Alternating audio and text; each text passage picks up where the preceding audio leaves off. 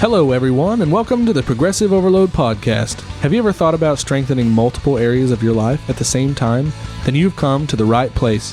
Our goal is to help you identify ways that you might need a progressive overload to break through those plateaus and keep you growing. Hey, everybody. Welcome to the Progressive Overload Podcast. I almost said welcome back because it seems like it's been a few minutes since we've been together. It feels like we have had a couple of trips between the three of us. We've had some time away, and so we're glad to be here today with you. We have recorded we did record a few episodes in advance. So that we did. We had some things coming up that we knew we wouldn't have time to sit down and record, so we did some advanced planning and recording for you guys. Look at us go. And look at us. Professional. That's going to fit perfectly with our topic today. But let me just again say welcome to the Progressive Overload Podcast. We're glad that you're here with us at the table once again. It's going to be a great day. If you're joining us, we're in Texas where you can cook on the street. Literally. Pretty much anything you want that you would typically cook on a grill. So hot. Temperature has been brutal. I know. Yesterday when I was driving around, my truck said 111. Jeez. I mean, it was crazy. It's insane. And I've seen pictures of other people's vehicles that have higher temperatures than that. Yeah. I really wanted ice cream yesterday. Full transparency. Mm-hmm. I really wanted just some good old cookies and cream ice cream. That's my go-to, baby. And then I thought about it. I was like, man, it is so hot. It would be so great, except it would end up by like soup before I ever got to actually eat it. Right. And I'm not into cookies and cream soup. Yeah. So that's exciting. No, I made the healthy choice. I plan on starting a GoFundMe so that I can pay my electricity bill. Yes. So $450. That's not the only thing. And That's also, true. if any of our listeners have $8,000, I would gladly accept it for a new transmission. Just a new car in general, Joe. Yeah, just give me a new car. I think you just need to go on the used car market. Yeah. Carvana is a cool thing. You could check that out. That's true. I'll look at that. Yeah. This episode brought to you by no sponsors. Hashtag not a sponsor. Right. However, not a sponsor. If you want a sponsor, hit us up.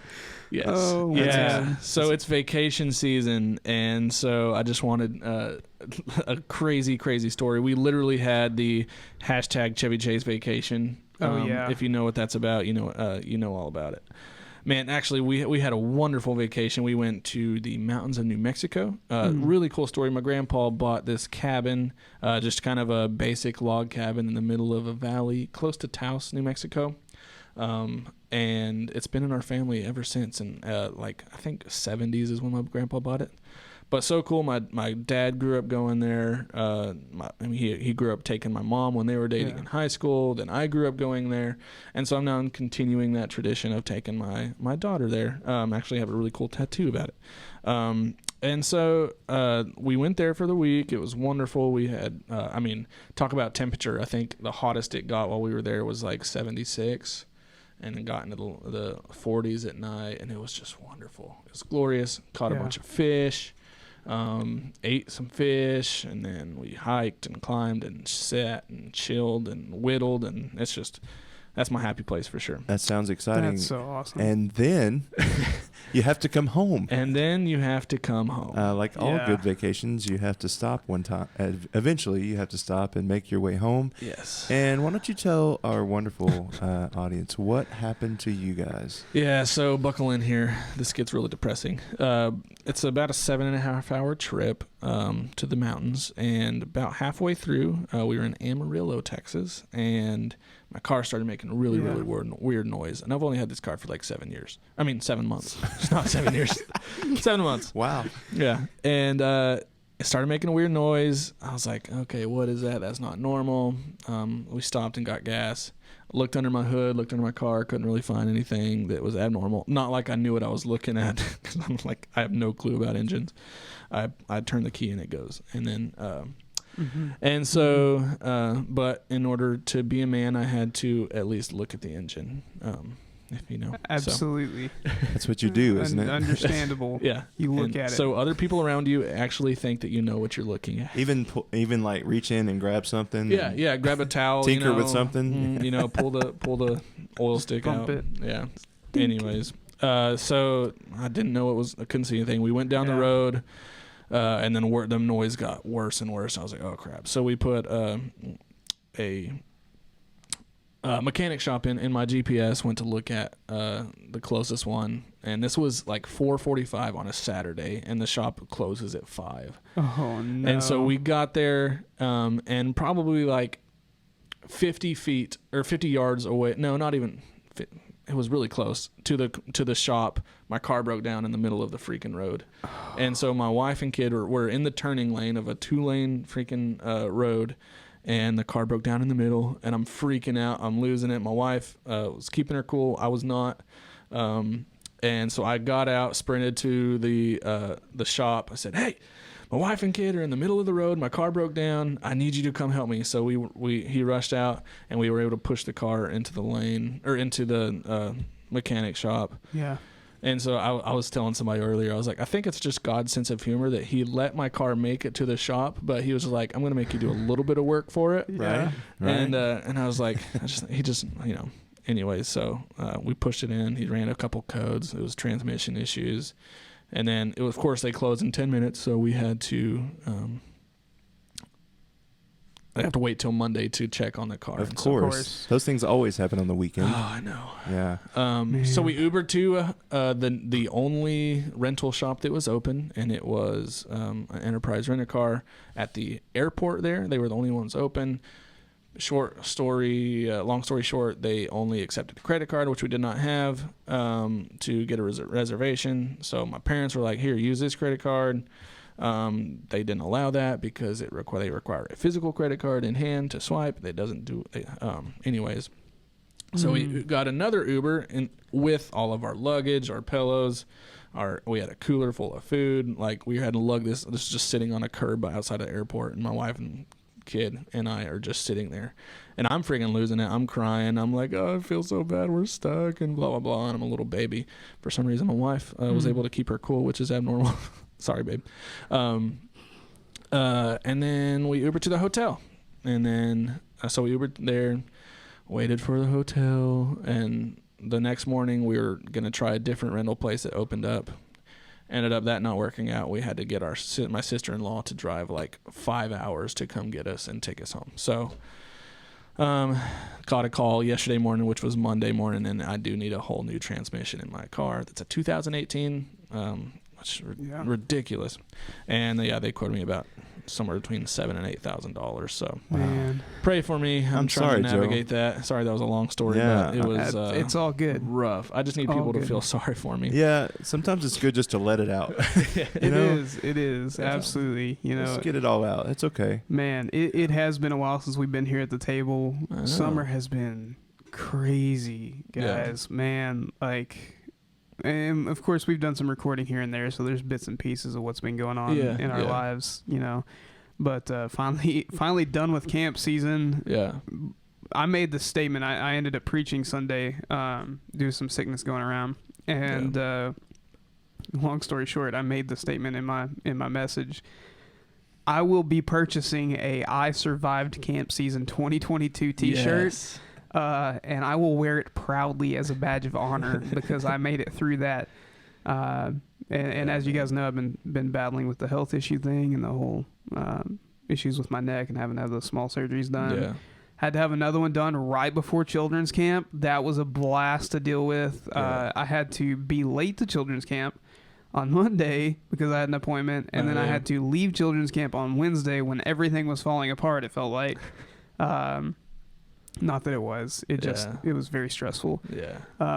To go back and have another appointment, only to go back to camp, and my gosh, man, guys, it was a tough week, but we're through it. We made it through. God helped us get through it, and work some miracles in the lives of our students in the meantime. And so that was always exciting to see. So if nothing else, if you don't get anything else, just understand that the struggle is very real for the three of us. Yeah. We are riding in the struggle bus with you. Yes. Maybe even shotgun sometimes. We're in the back of the struggle bus. Yeah, it's a real deal. And my struggle bus broke down. So let me ask you guys, because I don't know if it was just me, but I came into summer thinking, man, the last couple months have been a wild. I'm ready for summer because I'm going to get a break and like things are going to be normal or feel normal for once. And then now I can't wait for the routine. Yes, absolutely. I can't wait for the fall. Yeah. Hopefully I don't say the same thing about winter. Let's not jinx it, Dustin. Let's just take one day at a time. I'll go find some wood to knock on here in a minute. Okay. But man, it was a brutal couple months, and then we went into summer, and I was like, man, I'm excited. I'm ready. Like, we're going to get some things done. Like, this is it. This is the time I've been waiting for. Right. And then, bam, it just, it came in with the right hook, and we're just now standing back up. But it's all good. Adulthood is saying things will calm down after this week until you die. Every week until you die. So true. Shout out the last 3 years of life. Yeah. But speaking of vacation, that's I wanted to talk today about how to stay healthy while on vacation. Mm-hmm. And I want to go about this a couple different ways, because there's one side of this that I tell my clients every single week: enjoy your vacation. Don't stress about losing goals or about gaining a bunch of weight. Vacation is supposed to be a relaxing thing, and I think Jesus wants us to have those retreats and those types of things. And so that's one side of it, is I don't want you to go into a vacation stressed out about not focusing on your health. And there's ways that you can go about it, but I definitely want that to be the first part of this message. Is 1 week off is not going to hurt you. And then there's ways you can go to where it's not going to hurt you, as long as it's not like a binger where you're just eating everything in sight, drinking everything in sight, alcoholic or non-alcoholic, because that's a lot of people's vacations are focused around that. But if you are somebody that relies on a routine, then sometimes it's important that or habit, it's important that you can kind of maintain some resemblance of that routine or habit while you're on vacation, so that's easier for you to get back into it whenever you get back.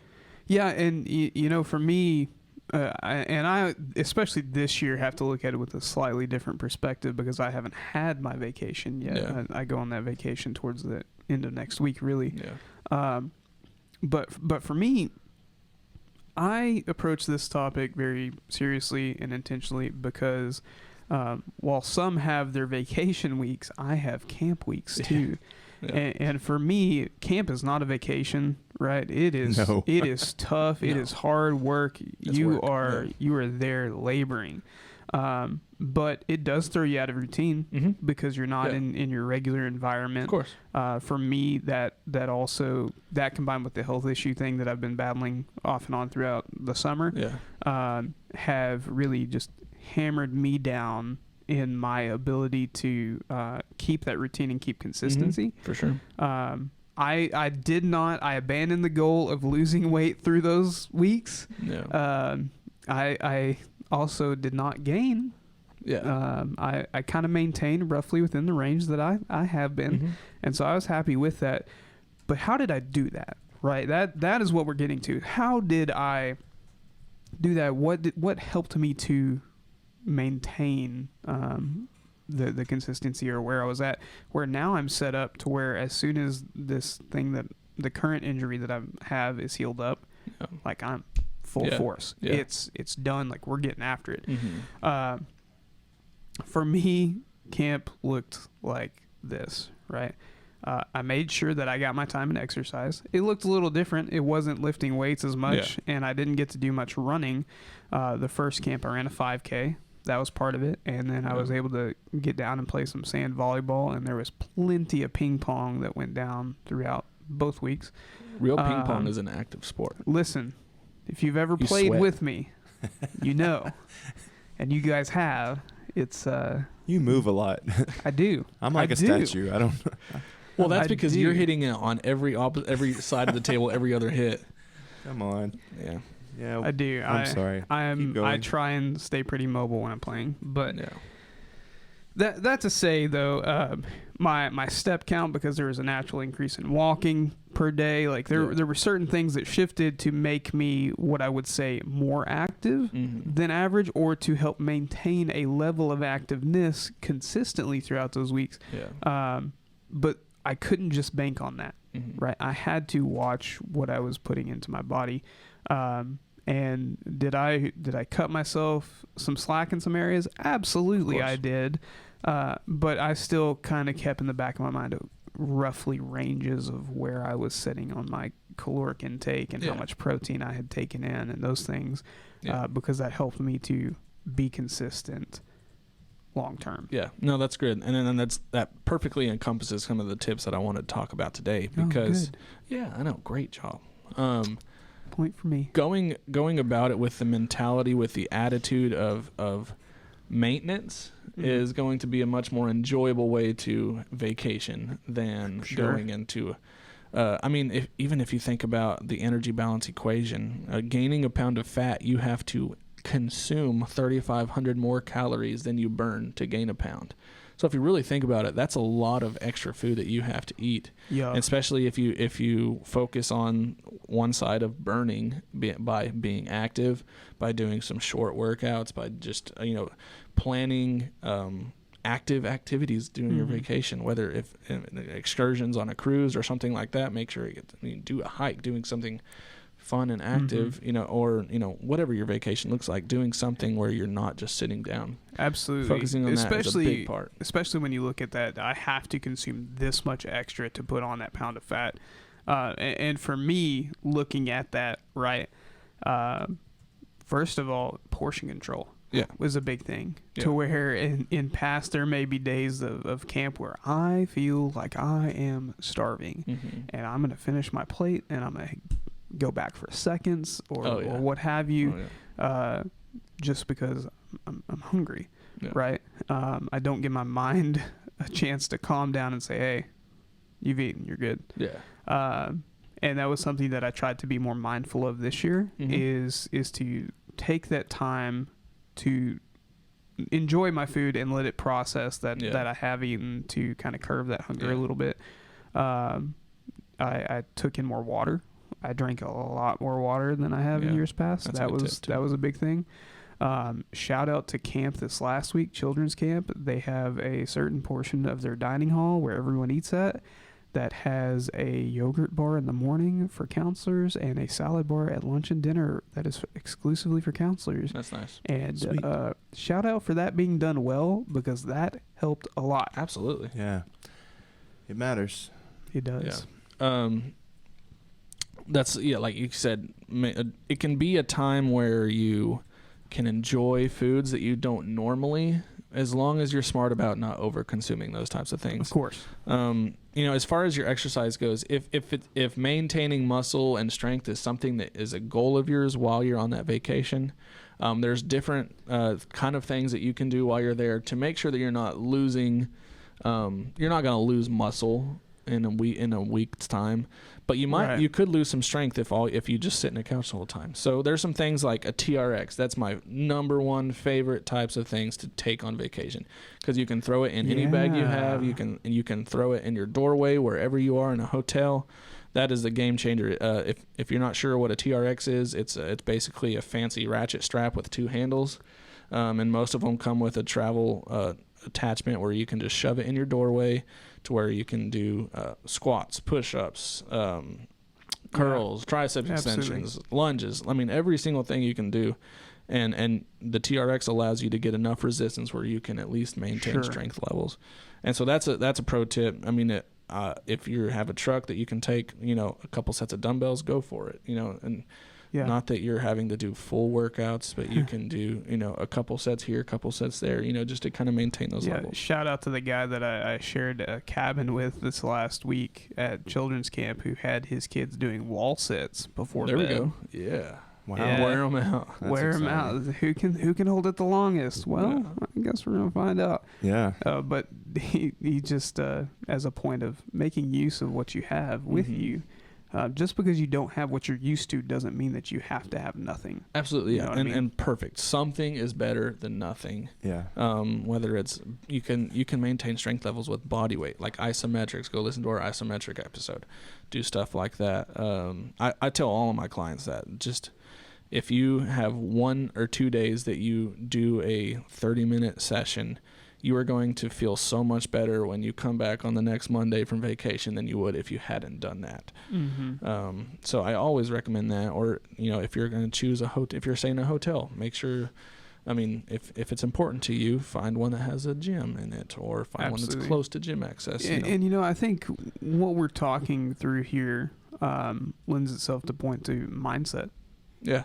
Of course. And like you said, you don't want to break the mindset where, oh man, like I'm just not going to be able to enjoy my time. Yeah. Especially if you're on vacation, like absolutely enjoy that time, but don't let your mindset completely crater because of your circumstances. Yeah, you know what I mean? For sure. Like make things fit, make things work in such a way, right, that that it opens up the possibilities. Mm-hmm. Right. For me, mindset wise, you guys know how competitive I am. And that's why I push myself when I'm at youth camp where there is volleyball tournaments and there is the 5K race where I push myself to say, okay, I'm going to compete. Right. Yeah. I'm not going to win, but I'm going to compete. I'm going to Yeah. push myself to be the best and do the best that I can. At children's camp, that looks a little different. I make sure our kids know, guys, I'll be hanging out by the ping pong table in between events and stuff. You guys check in with me. I'll be here. I'll help you get to your locations wherever you go, and then you just meet me back here. And then the rest of the week, what do? I want to challenge you in ping pong. Mm-hmm. Right. And then I play them left-handed and win. Yes. And My specialty. I'm working on it. I'm taking notes, Adam. I have officially started to develop my left-handed ping pong game because of you. Just because of that. Just because of you. I'll never forget that, man. That's a fun story we'll have to share on the podcast at some point when it won't embarrass me. Anyway, I will do that, and then we'll be like, okay, we need to go back to the cabins, and so we'll be like marching, right? Yeah. Back to the cabins because it's fun and it's entertaining. Yeah. And then there'll be the one kid that tries to take off running. Of course. And then I outrun him, right? And then the second I take off, they all take off because it becomes a big race. Sure. Yeah. And it's just little ways to work those fun things in where we're maintaining our mindset. For me, that maintains that competitive mindset that I need when I'm here. Yeah. And I just worked it in. For me, I think I have two different things that happen when I leave for a vacation. I have the expectation of what I want to happen and the reality of what does happen. Yeah. And so somewhere in the middle of that is what I think what we're trying to get at is just be active. Yeah. Just stay active. If you can take the stairs, take the stairs. Yeah. Small stuff like that. Last year we went to Arkansas and there was probably a 30% grade on our driveway. Oh gosh. And if you know anything about grades, that's intense. quite severe. Yeah. That's higher than any treadmill goes. Yeah, you're almost wanting to climb it on all fours. Yeah. And so it was like, can I just walk up that once a day? Yeah, right. And burn off some of this food that I'm eating. Right. So Absolutely. there is the expectation of what I want to happen, so I'll load the dumbbells or the TRX and then realize I didn't get it out all week at the end of the week. And so just make sure that your expectation is manageable. Yeah, for sure. And of so course. that's the tip of the day for me. No, I like it. And to me, it's not about what you achieve while you're there. It's making your transition back to your normal routine easier. Right. And I think that's the best way to go about it is, no, I'm not going to gain muscle while I'm on this vacation doing these TRX workouts. But as long as I can keep that routine, like I said, to make sure when I get back to work on Monday or get back to my routine on Monday, it's an easier transition from that week off. And for me, it worked out perfectly because I I have not taken any time off from my workouts from January, and like I have not gone a single week where I didn't get at least 4 or 5 workouts in. Like I did have COVID during that. I think I can't remember. No, that was before then. Anyways, sorry. It worked out as a great like deload week for me. So because some of you might be in that situation where you have been consistently hammering it for 6 months. Sometimes a deloading week is necessary to help your body recover. Of course. And so I really didn't do a whole lot besides just being active. I didn't sit and do a bunch of push-ups or sit-ups or squats or anything like that. I was active and walking and climbing and hiking and stuff like that. But my body felt so good yesterday getting back into a workout. I felt more fresh than I have in a long time. I had some nagging type stuff in my forearm, in my back, kind of stuff that it wasn't hurting my workouts, but I could feel it just kind of from being old, I feel like. But those things during my week off, those things kind of went away. And so that you can also use your if you're depending on your situation, you can use your vacation as a week to kind of help you just kind of restore and relax and get your body back healthy. So that worked out really well for me. As far as eating goes, I made sure I got my protein in, even if it was chicken fried protein.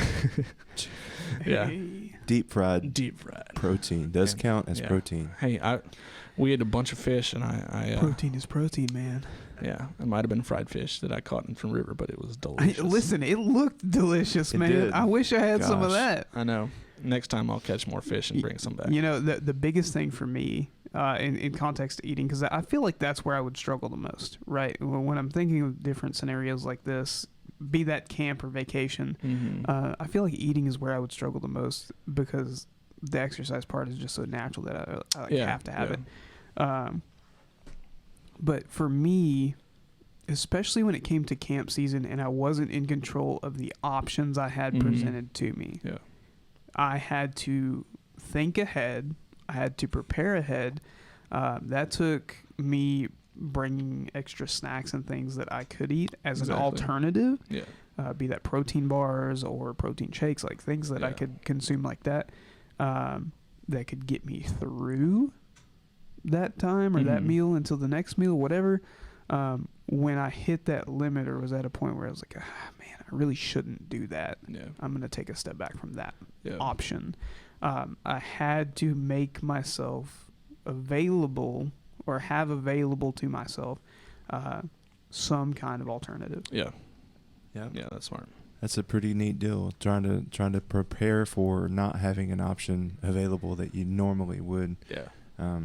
And so it does just a little bit of planning, a little extra time. Of course, you can make a lot of difference in your getting back on your game. Exactly. So, Joe, one of the things you said to me is because we had this conversation as I was going in the beginning of the summer.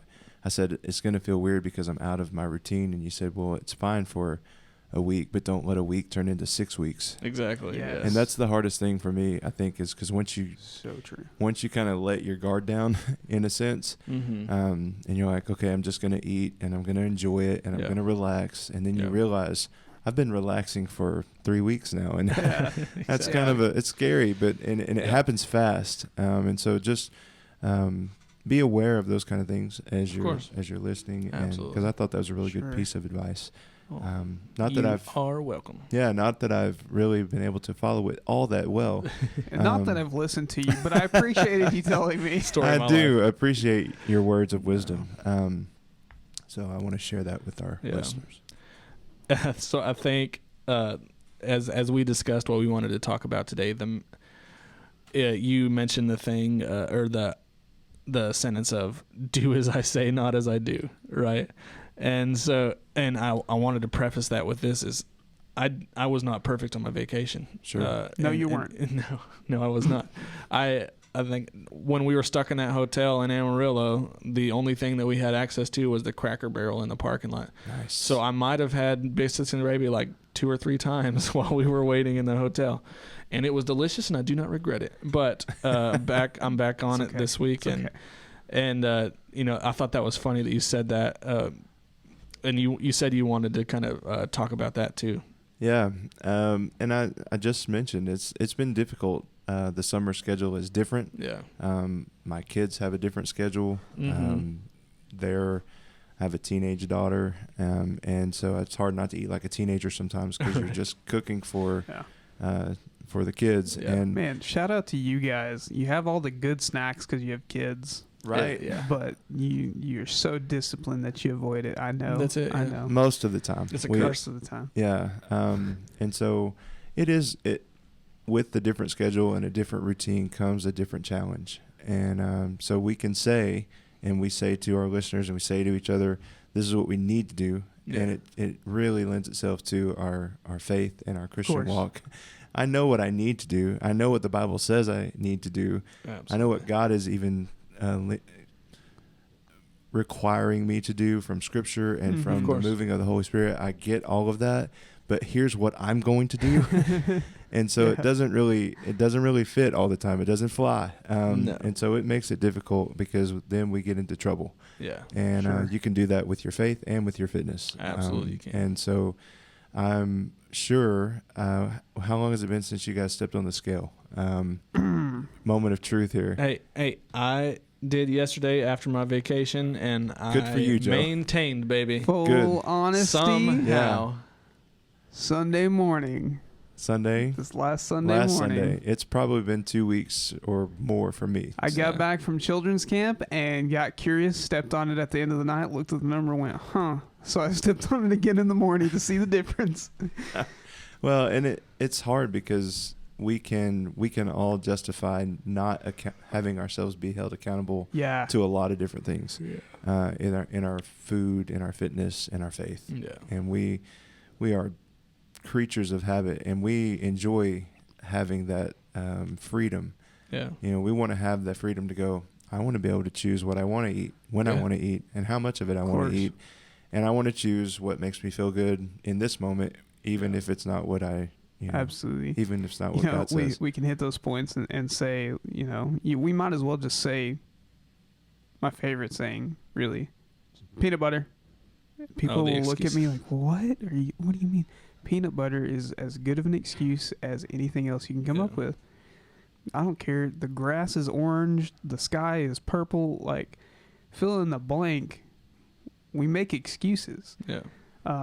For me, I'm stepping on the scale and I'm seeing it. And to be clear, I have gained slightly. I'm still within range of where I was, but not exactly super pleased with where I'm at. I'm like, man, it's time to get back after it. Yeah. But I look at that, and there's this slight temptation in me to, but I've had these health issues, and I've been at camp, and fill in the blank. I'm like, but end of the day, I have to own up. Yeah. I have to take control and be like, okay, it's time to buckle down and be serious. Like, can't play around anymore. For sure. I mean, whether it's in our faith walk or our fitness journey, like feeding our earthly desires and feeding our earthly body before we feed our spiritual body will always result in consequence. Absolutely. Whether it's gaining weight or whatever that looks like in your fitness or your faith journey. Yeah, it makes me think of a quote from, and it didn't originate with him, to be clear, but our camp pastor this last week while we were at children's camp was talking to the kids about making sure that they're in Scripture. Yeah. Right. And he said, in order to be of the book, you have to be in the book. Yeah. And it's so true. Good. In order for us to be of anything, we have to put the time to be in it. Yeah. And that is a concept that can apply to our fitness life. In order to be fit, we have to put the time in fitness. Yeah. For sure. And especially in our faith, as we're trying to grow and as we're trying to, we don't exactly have vacations in that sense, right? It's more of a pushing for that consistency and growing and feeding ourselves. Mm-hmm. We have to remember to remain gospel centric. Yeah. In all that we do. Absolutely. That's cool. Well, it's a neat deal to think about walking versus sprinting. We've probably touched on this before, but it's a walk, and that's why we call it a walk with God. It's not a sprint. It's not and our fitness journeys are the same way. It is definitely a walk. Mm-hmm. And so you find people to walk with. You find things that you like when you to look at and do when you walk. And the same thing goes. You find things that work for you. Everything is different for each one of us that work for us. And so you can do it. Let me just encourage you. Yeah. And we want to be there to encourage you as well. Sure. In the middle of a busy season, in the chaos that is the summer, even in the middle of your vacation where you're resting, you can do it. Yeah. You can find your cruising altitude for that week and then go right back to where it is that you're flying. For sure. So, and we talk about how it being a walk. It's being in the Scripture is a. I made this parallel on my vacation. I was talking to my sister who's listened to all of our episodes, and she was kind of talking about some things, and I was like, what would be a really cool topic is we were talking about churches and pastors specifically that preach what I'm sure you've heard the term, the prosperity gospel. Mm-hmm. And so I kind of related that is kind of fast food. That is easily digested. It makes you feel good for a short period of time anyways. And then when you think about a church teaching that I like is Bible-centric teaching. Mm-hmm. And I kind of related that to being a slow digestible vegetable. Okay. Where sometimes it like specifically I was talking about, I've been going through back and forth from some churches, and one of them is you're starting in a book and you're going through that book, and it is teaching you about that book of the Bible, and sometimes it was a little bit less entertaining maybe, but I'm learning Scripture and I'm learning things about the Bible rather than it being a pep rally type of sermon where I'm hyped up and it's maybe they mention one verse the whole entire service, which Absolutely. Is okay sometimes. And shout out to that statement that you made there. It may have been a little less entertaining, but I made this. Gee, thanks. Gee, thanks.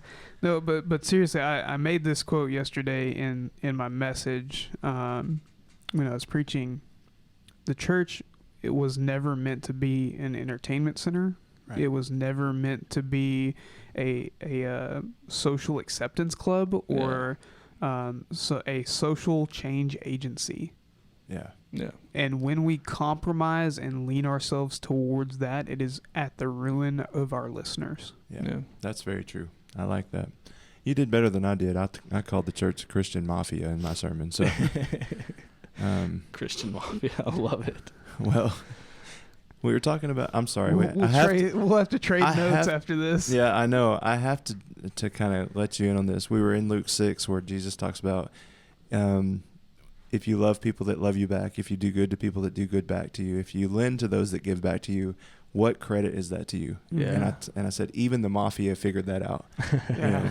I love you because you scratch my back. Exactly. I'll do good for you because you do good to me, and I'll lend to you because you give it back. And so even the most notorious of all people, even the sinners, figured that out. And so the Christian mafia for us doesn't work in the church. That's great, dude. I love that. Anyway. That's so good. Dustin was a little more tactful with his words, and I appreciate it. Sure. Whatever you say there, brother. Whatever you say, Pastor Dustin. Okay. Well, cool. Well, deep. This has been a lot of fun, but it's time, just like a vacation, to come to an end. Hopefully the vehicle that we're driving doesn't break down.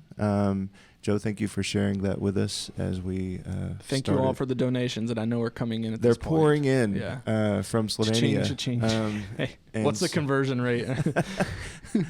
We'll have to look that up. Research that. Yeah, you've probably got like 3 nickels in Slovenia. Right. So anyway, thank you for joining us today on the Progressive Overload podcast. As always, don't forget to check us out on all of our social media platforms and the things that are going on with Facebook and all the things that we are doing to make a difference. And so you hang in there, you can do it, and make sure and take a walk today. We'll see you at the table. One day our Slovenia references are going to end, but not today. One day. Oh, man, I ate pizza at camp, so there's a pizza reference. Oh, yes. We'll see you at the table next week. Thanks for listening to the Progressive Overload podcast. We're honored to be a small part of your day. If you have any questions, comments, concerns, or are interested in sponsoring our efforts, please feel free to reach out via email. Find us at progressiveoverloadpod@gmail.com. Don't forget to subscribe and follow our podcast so you'll be notified when our next episode drops. And as always, you can help us reach the masses by sharing our podcast with your friends and family. And then check us out on Facebook and Instagram to follow our own personal journeys and get an inside look on our day-to-day lives.